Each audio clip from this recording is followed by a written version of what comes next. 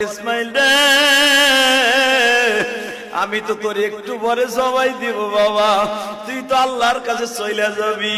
আমার মালিক রিজায়া বলিস, ও মালিক তোমার সন্তুষ্ট করার জন্য আমার বাবা 3টা সুমা দিয়ে আমার জবাই দিয়ে দিছে। কত আদর করে বাবাই সুমা দেয়। আজকে যারা বাবারায় ফেলছ, বাবার সুমার কথা ভুলে যায় না বাবা। বাবার এক একটা সুমা কিন্তু, বাবার এক একটা কিস কিন্তু জান্নাতের নেয়মা। সঙ্গে সঙ্গে বলে ইসমাইল রে, তাহলে আর দেরি করা যায় না, ওঠ পাহাড়ের উপরে। বাজান ইব্রাহিম আলাইহিস সালাম লম্বা ছিল আপনার আমার হাতের 14.5 হাত। আল্লাহু আকবার বলেন। 14.5 হাত লম্বা মানুষটা বাজান কয়েক কদম দিয়া পাহাড়ের উপরে উঠলেন, যেখানে শোয়াইছে ইসমাইলকে। ওই জায়গাটা এখনো মিনার করা আছে।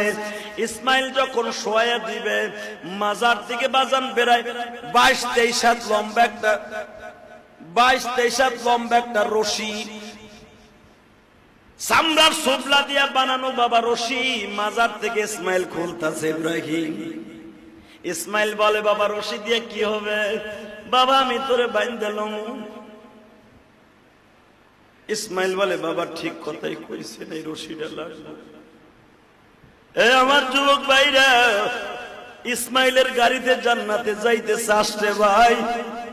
এখন 2 ফোঁটা পানি দিয়ে বাবার কথা মনে করে করে কান্দ।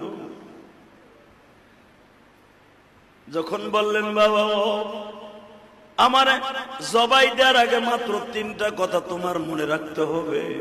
কি? 1 নাম্বার কথা, বাবা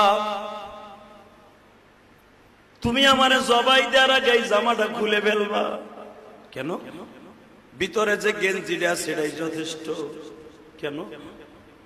বাবা তুমি আমার এই জামাটা আমার মায়ের কাছে পৌঁছে দিও। বাবা যদি জামাই রক্ত মাখা অবস্থায় দাও, আমার মা বেশি কষ্ট পাইব। কে? মায় মনে করব তুমি আমার জোর করে জবাই দিছো, এই জন্য রক্তগুলো জামায় লাগছে, অতর্কিত হামলা করছো। আর যদি তুমি দেখো রিল্যাক্স আমি জামাটা খুলিয়ে দিছি, মায় বুঝতে পারবে আমার ইসমাইল জবাই দিতে রাজি আছিল।